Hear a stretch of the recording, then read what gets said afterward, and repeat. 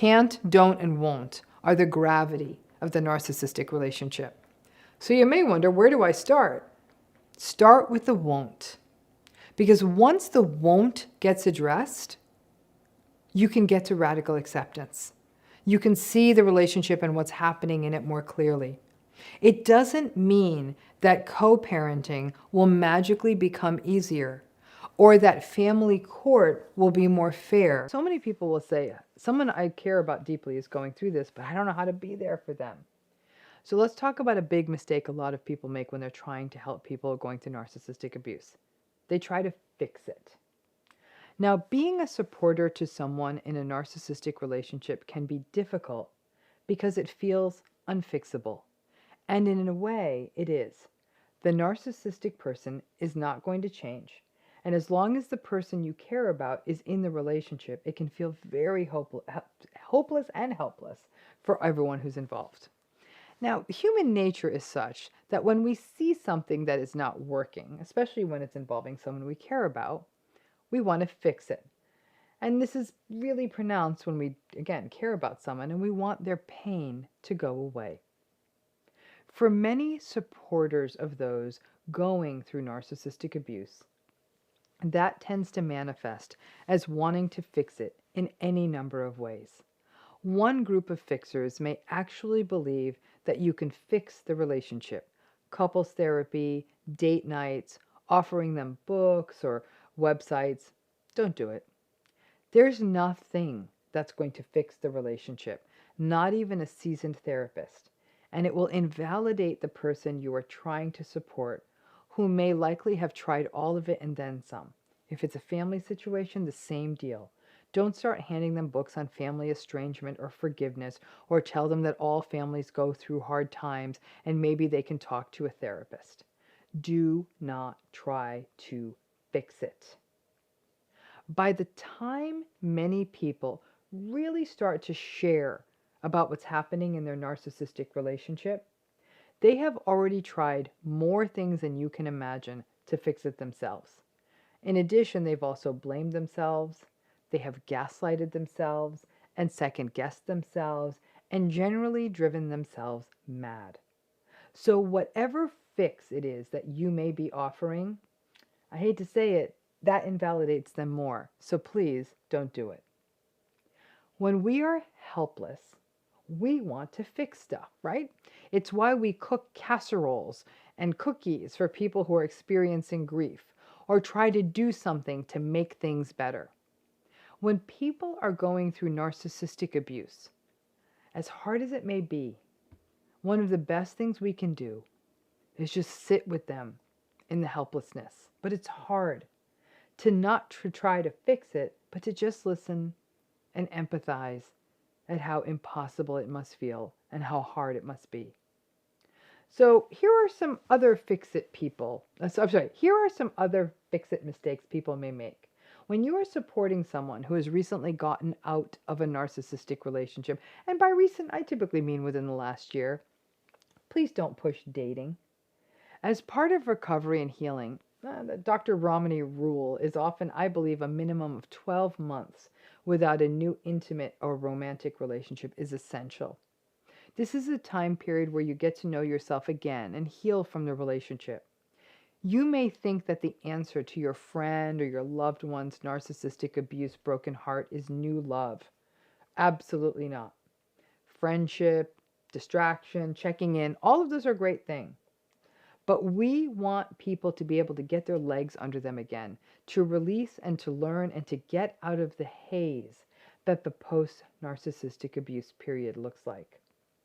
I have had to walk so many clients through the years who 2 to 3 months out of a very narcissistic divorce, their friends are already excitedly talking to them about dating. And I sternly look at them in session and say, no, no, and hell no. And I tell them they can make me their fall gal for their unwillingness to date. I know therapists aren't supposed to tell people what to do, but on this one, I don't budge.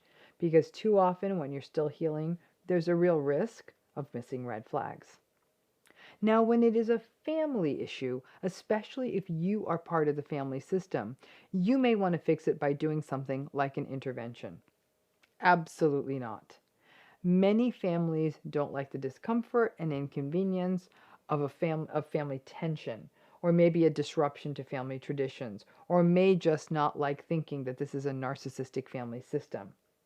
You may do things like, you might say things like, oh, maybe we should all sit in a room and finally break the no contact.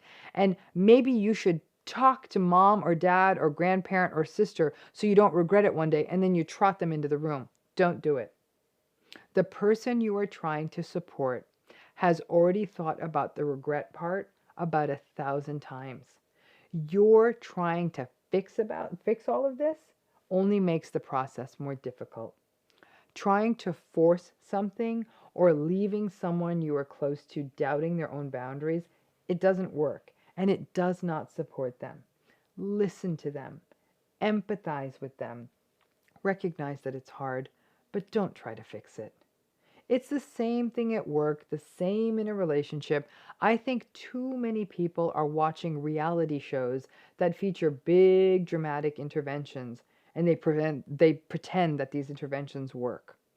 When it comes to narcissism, that kind of big grandiose attempt to fix things is really the least supportive thing you can do. It fixes nothing and actually could put the person you're trying to support in even more psychological abuse.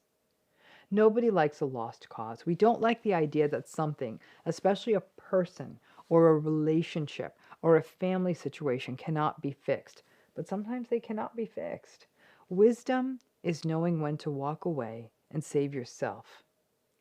To be a supporter of someone going through narcissistic abuse means to support the person close to you, to hear them, to don't try to find a magic wand to make it all go away or try to fix the situation or keep recommending psychics or mystics or love coaches or anything magical. Listen, if you know a good shrink that understands narcissistic abuse, then great, give them the referral. But stop giving books on love cures and love communication and finding love and fixing love. That ship has sailed. When a person has to manage a relationship with someone who has no empathy and is mean and manipulative, there is no book that's going to fix the relationship because it can't be fixed. Instead of fixing, if you want to be a supporter, try to focus on laughter, support, taking things off of their plate, whether that's through babysitting or grocery shopping, or suggest a trip or a weekend away with you and them as friends, or a spa day, or watch movies, or cry with them. And promise me that if you want to be a good supporter, you will never say the words, "Are you sure? Are you sure?" to them again, even if you do not agree with their decision, unless their decision puts them in physical danger, but obviously that's another conversation. It's hard to not fix a problem in front of you. It's hard to just be. Listen, as a therapist, I want to fix things all the time. It's tempting. But the work really is to help guide a person to find and organize the tools that they already have, to understand that they've already got a toolbox, teach them how to use it, empathize with a person, and respect them. That is how to be a supporter. I'm going to say I'm sorry I didn't talk about this term sooner. It's been around for a minute, but I actually recently had a conversation with David Kessler about grief and his new book, which I recommend, and he started talking about this idea of bright siding.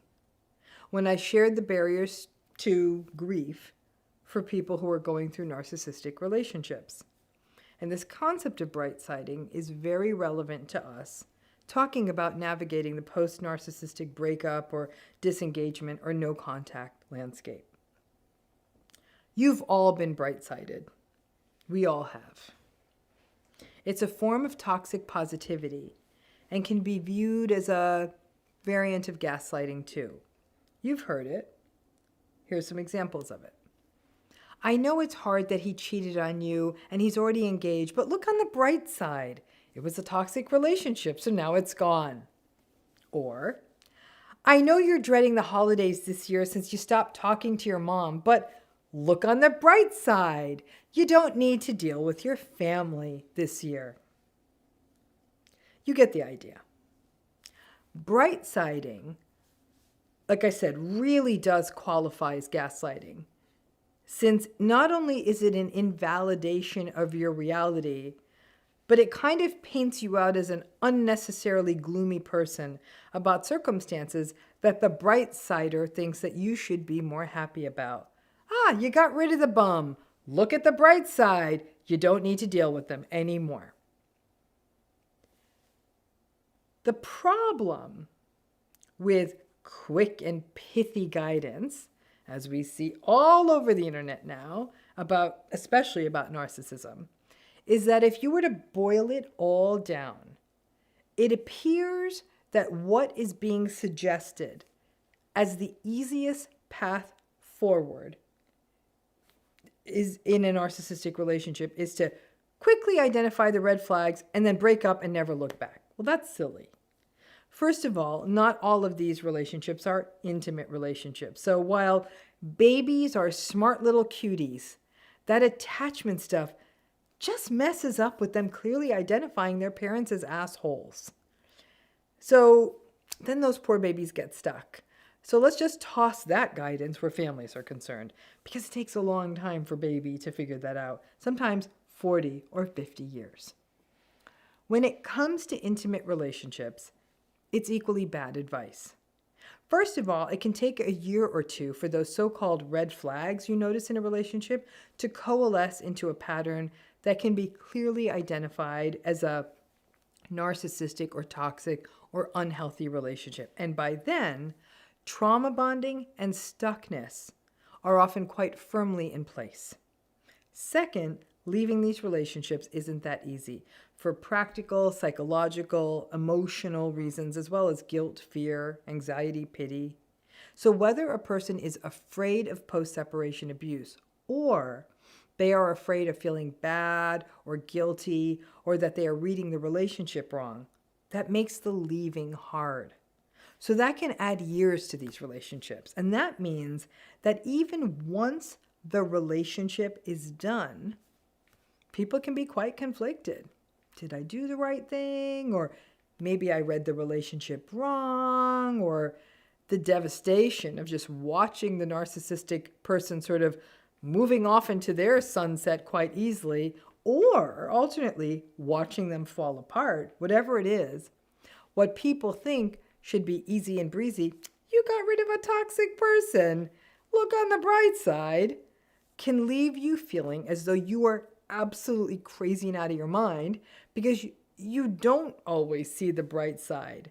But you complained about the relationship, even if it was just in your own head, and I guess you should be relieved, but you're not fully relieved for all of these reasons.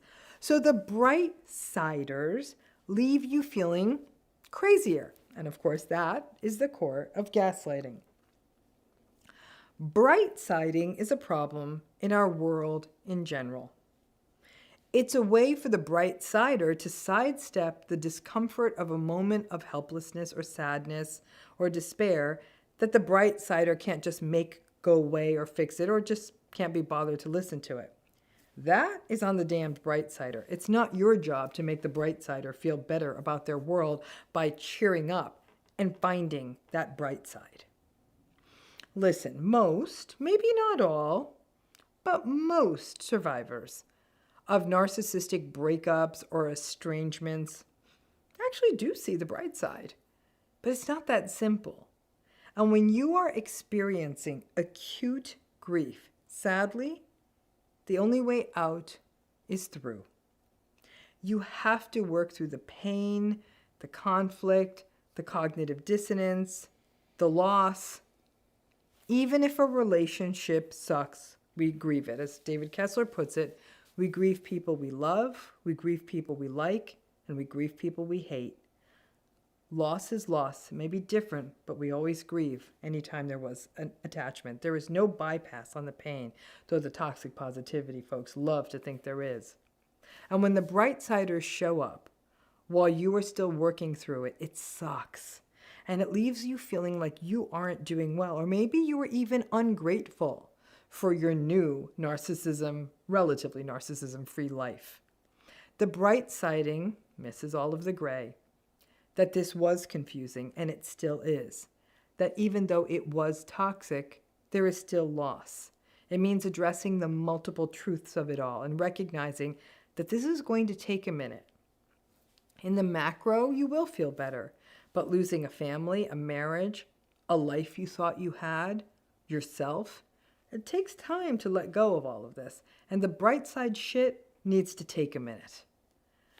I have heard from the majority of survivors that the pressure to quickly heal and get better, that it should be better since now their toxic relationship is gone, even after the post-separation abuse settles and everything will be fine, is something that made those early months of ending a narcissistic relationship or healing really difficult. It's not fine. These relationships feel deeply unfair and unjust, and that's a unique form of grief. It's hard to grieve injustice. And the more unjust these situations, the longer it takes to heal. It's not possible, but it does take longer to feel whole again. So when the narcissistic person runs off and gets engaged to a new young thing the day after your divorce is finalized, it takes a minute. And that so-called bright side feels really far away, but you may feel guilty for not finding it. And if any of you are watching this, who are watching this video, are bright-siders, please stop. It's tempting to be an armchair cognitive behavioral therapist and try to say, well, your feelings and actions will change if we could just change your point of view and your beliefs.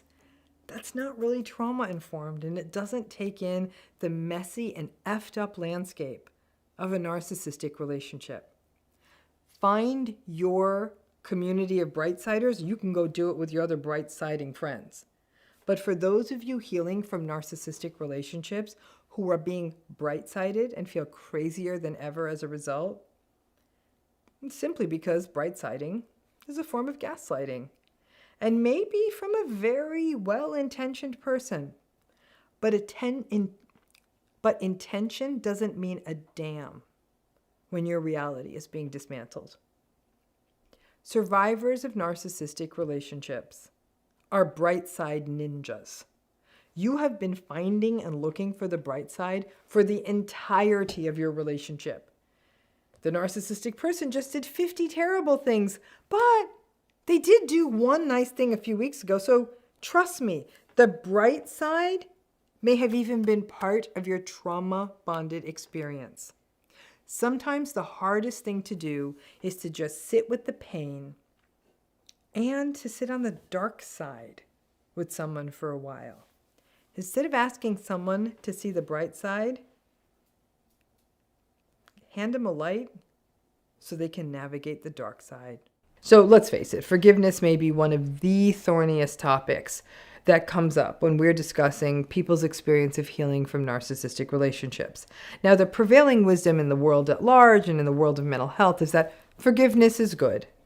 And if you don't forgive, you're doing things like drinking poison and not moving on. But we know that's not fully true. Don't get me wrong, I know that forgiveness can have benefits, not in these relationships, not in narcissistic relationships, because repeatedly forgiving someone who repeatedly keeps betraying your trust or doing harm to you actually results in harm to you, to keep forgiving.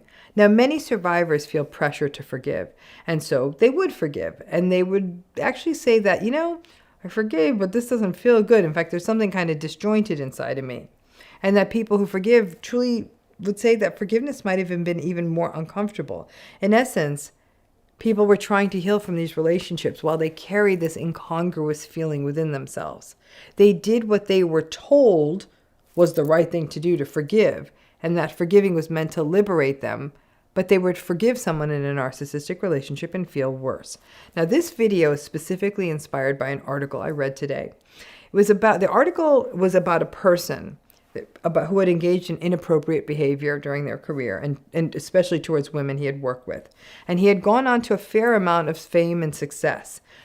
This harassment had happened, and when it came to be found out, it hurt his career. The writer of the article knew him. The man who had done this, he died young, like he was in his 50s. And the writer who knew him shared her sadness. He left behind a family. And she recognized that the world never quite forgave him, despite him working in the last many years to take ownership and attempt to make amends. That's what the article was about. The article wasn't nearly as interesting as the comments.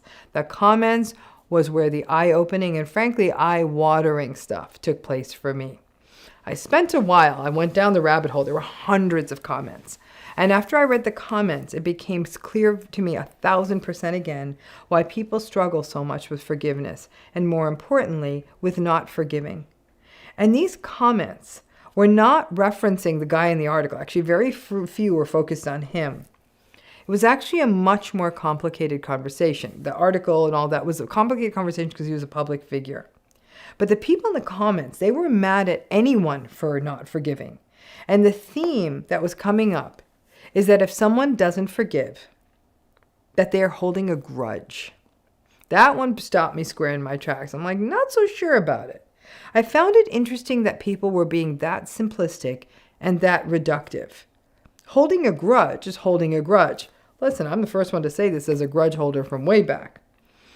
Holding a grudge is different. It's not letting go of, when you hold a grudge, you don't let go of maybe one or two instances. Like, you borrowed money from me and it took you 20 years to pay me back and I'm still mad about it. That's holding a grudge. Or someone saying, you flirted with my high school prom date and then you hooked up with him and now it is 15, 20, 10, however many years later, and I know we've all moved on, but I'm not going to come to your wedding. That could be a grudge. A grudge is more circumscribed. It's a bit more vindictive. And a grudge often shows up as a bit of acting out on our part, maybe not showing up to something, passive-aggressive digs. And it tends to have a clear origin. Something was done, something was said, and you're unresolved, and you want that person you hold a grudge against to know it. Okay? That's a grudge.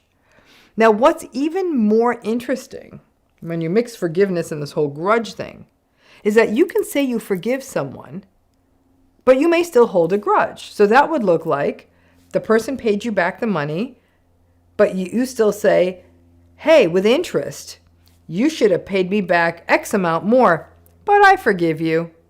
Or you forgive the prom date friend and you say, hey, I'm good. I didn't even like my prom date, but I'm still pissed and I'm not showing up to your stupid wedding, right? So sure, a person can ostensibly forgive, but still feel that the original infraction, whatever it was, needs to be punished in some way. That is a grudge. Not forgiving someone is not the same as holding a grudge. It takes, when you put it that way, it takes a rather deep psychological process and turns it into something petty. Because I'm the first one to say a grudge is petty, right? Especially if the person that you're grudgy about did something, the time has passed, you aren't suffering any more long-term consequences, whether they paid you back, nobody cares about what happened to the damn prom date, things worked out for you. But see, you got to remember that equating the far more painful and often far more far-reaching process of not being able to forgive someone for repeated betrayals or for emotional or other forms of abuse. Someone you may have also forgiven many, many times in the past, but who would keep reharming you. And you feel more and more foolish for forgiving someone who keeps harming you. And then they also turn around and blame you. And then, of course, you blame yourself. After all that for many years, one day you might say, I don't forgive this. And you don't. And you may even feel more whole in yourself that you are not signing off on someone harming you. That is usually what not forgiving looks like. And that, my friends, is not holding a grudge. But this kind of languaging that kept coming up in this comment section, right? That court of public opinion, holding a grudge, or that you can't let go of your anger or move forward. All those things are not forgiving. That's all designed to shame people who say once and for all, no more. I do not forgive behavior that has harmed my life in so many ways. Now, interestingly, another thing that this particular article and the comments focused on is that the abuser or the harmer or whatever, the person who did the bad thing, does a bad thing and is not forgiven, and then that poor abuser just has to suffer. I was like, are you joking? This languaging around the abuser having to suffer as they wait for your forgiveness And somehow that the person who was hurt is somehow getting off on the pain or the suffering of the offender or the abuser, call them whatever the hell you want, until they forgive. Well, that's a whole nother dynamic. Perhaps in a tiny number of cases that's happening, that people are getting off on someone's suffering until you forgive them. But that is not the norm. And the narcissistic person in these situations is probably not suffering. They may be angry because they feel entitled to your apology or your forgiveness, but suffering, not so much. But I promise you, they tell you that they are. I have to wonder if the conventional rules, turn the other cheek, forgive and forget, were just rules written a long time ago by folks who just wanted a get-out-of-jail-free card to keep hurting other people and were looking for an out. The new twist on the rules is to find ways to shame someone who recognizes that it isn't psychologically safe within themselves to forgive someone who's been harmed over and over again by someone else, right? Because one thing that also doesn't work with narcissistic folks, it's an interesting phenomenon I've talked about before. Let's say that you tell them that you forgive them. Say, I forgive you, but that you still want out of the relationship. You still want to go no contact. Then they'll say to you, well, then you don't really forgive me. Because if you forgave me, it would all go back to the way it was. But narcissistic people really do view forgiveness as a reset button.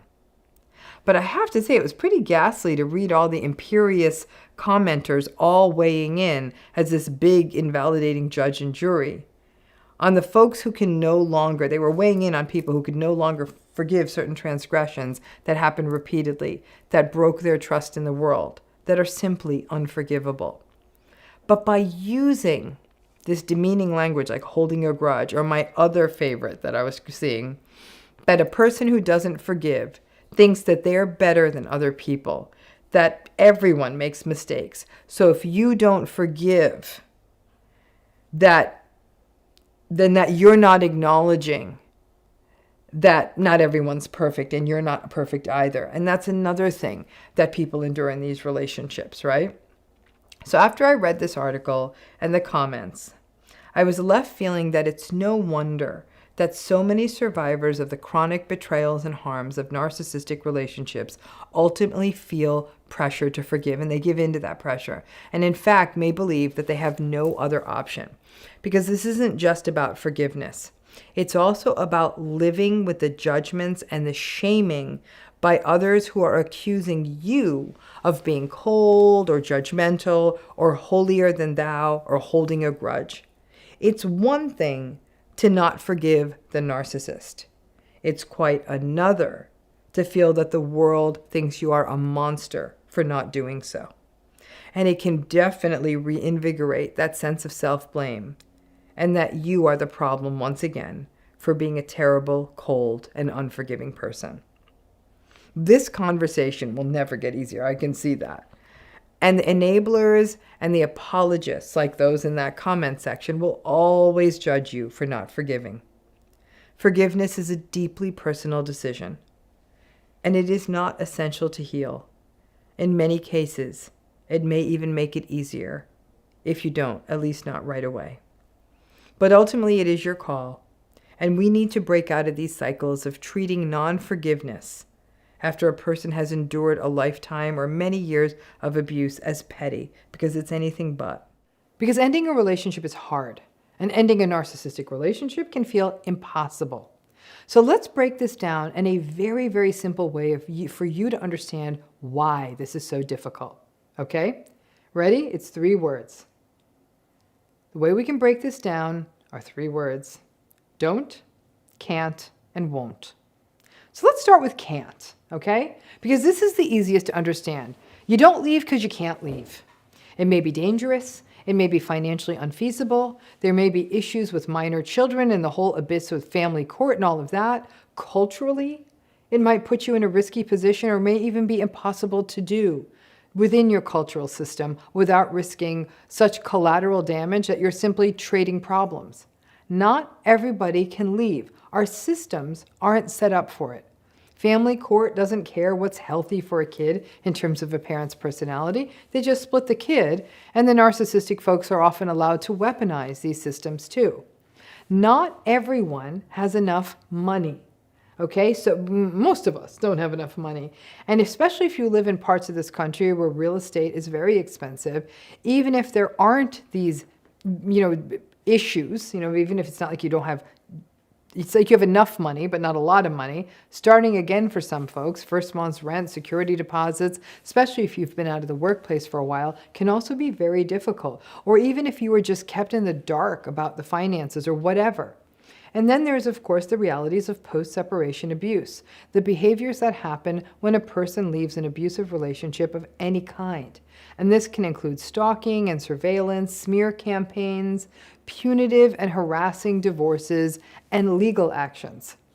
I have worked with many clients over the years who will say that what they endured as part of that whole period of time of post-separation abuse was psychologically worse than what happened while they were in the relationship.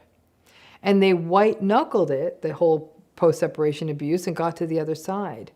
But there were many days when they wondered if they made a mistake. So all the things I'm just talking about is the can't. I can't leave. And it's real. And I'm sick and tired of people asking people in any form of abusive relationship, why don't you leave? They don't leave because it's not that easy. Now we're going to talk about don't. Inertia is real in any relationship. Dismantling relationships, especially long-term relationships, carries lots of logistics, stuff and money and people who are affected. And then there's also shared history, nostalgia, the idea of the devil you know, all of that. So even when a not narcissistic relationship has sort of outlived its shelf life, people stick around. Sometimes you stay in that relationship in a quiet contempt that spans the rest of your life. The don't of leaving is different than the can't of leaving. The don't is the, okay, it's almost the holidays. Let me just wait for a few more months, or I'm just going to wait until I have more of my ducks in a line, or I'm going to wait until I have more money saved up, or I'm just going to wait till I lose some weight. Sometimes don't and can't collide, right? Some folks may wait until minor children turn 18 or are in a position to have their wishes of where to live be heard by a court. So the can't, because of those restrictions, meets up with the don't, because you want to wait a little longer. The don't is a sort of narcissistic relationship purgatory. It's the equivalent of a bunch of unpacked boxes in a corner, even though you've lived in a house for 20 years. Or it's the bills you need to get to and you keep forgetting, or the piles of dirty laundry, or that broken fence that you keep meaning to fix. It's the, I know this relationship is toxic and awful, and I can't stand it, and I want to get out of it, and I hate it, but the not finding a way. Apathy is a very real part of the fallout of a narcissistic relationship. There is sort of a fatigue meets exhaustion, meets why bother, meets maybe I don't deserve more than this thought pattern that can really keep people in the don't. The familiar is toxically seductive. So the don't is actually why a lot of people have a hard time leaving. They don't, they could, they don't, and you can get stuck. But then there's the won't. And the won't is where the trauma bond really kicks in.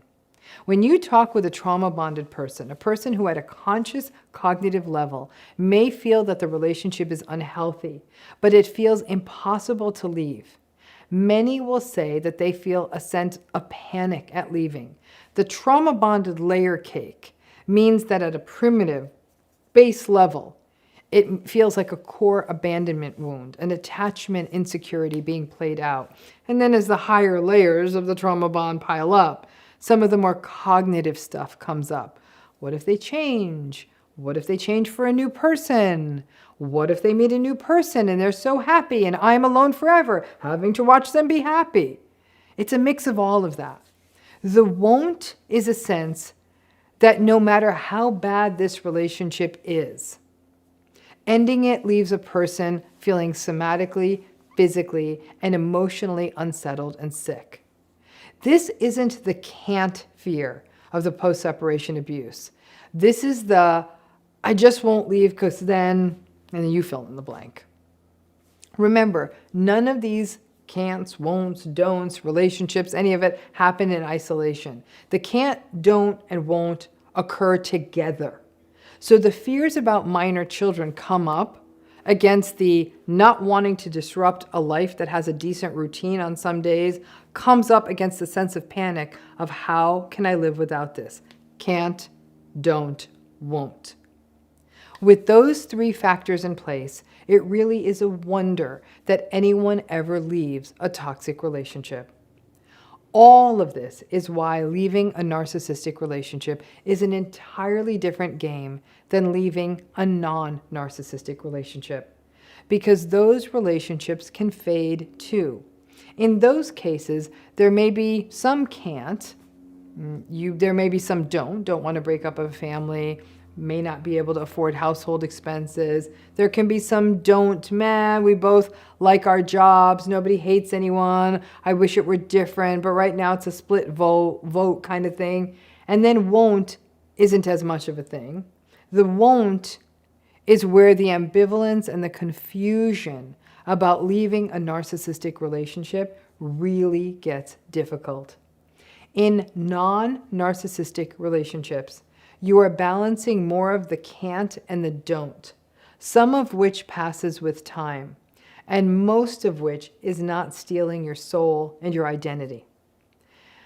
Listen, there's a lot of content out there that will say things like 4 signs for detecting that you're in a narcissistic relationship. Now leave.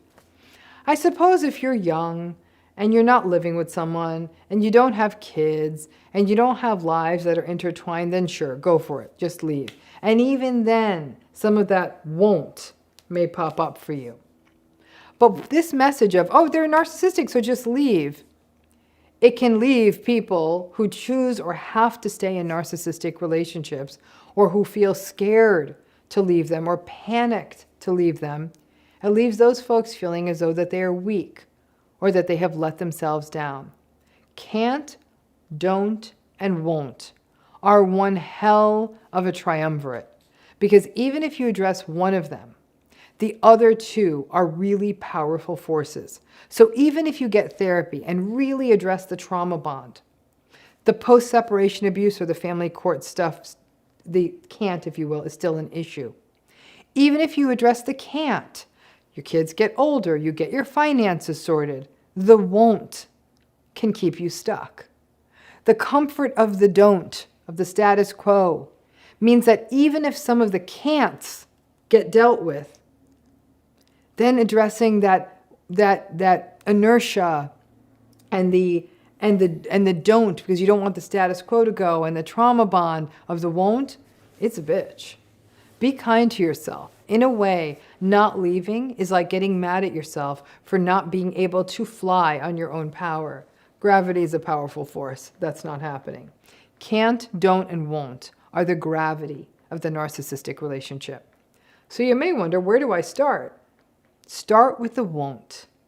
Because once the won't gets addressed, you can get to radical acceptance. You can see the relationship and what's happening in it more clearly. It doesn't mean that co-parenting will magically become easier, or that family court will be more fair, or that $1 million will drop into your bank account. It means that you are not making decisions from a primally pulled sense of, I need this person in my life to feel whole. I feel panicked at leaving it. Once you recognize that you are more whole without them, then you're in a better position to navigate the can'ts and the don'ts. And remember that leaving is a little bit of a challenging term. Some of you may never physically leave the relationship, and even then, getting that won't in order is key. Because the workarounds, the creating a life in which you have support, you can be individuated and have meaning and purpose, separate from them, you need to clear the won't away.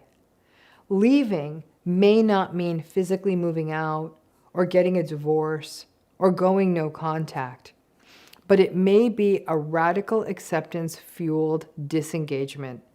And I get it. I see it. This relationship is limited and impoverished. And while there may be some lifelong grief around that, it beats the hell out of being chronically emotionally invalidated and manipulated and forever wondering if it's your fault, or spending a lifetime trying to appease and win them over, or living a life in a false hope that this could get better. You can at least just stop giving a damn about their one-sided universe when you address that won't and you bring in radical acceptance. Does this model apply to other relationships? Yes. Disengaging from toxic family members, narcissistic friends, narcissistic workplaces, narcissistic colleagues. It's very similar. It's the same model where you have to weigh out the can'ts, the don'ts, and the won'ts. Trauma bonding may be a little less at play in a workplace, but if you have a history of trauma bonded relationships, the mental challenges of leaving any invalidating relationship, feeling that you don't have the right to leave the relationship, wondering if you are sort of wondering like, who the heck do I think I am that I deserve more? It can make these choices and situations more vexing. 3 words, folks: can't, don't, won't, can help guide you into more self-compassion and clarity.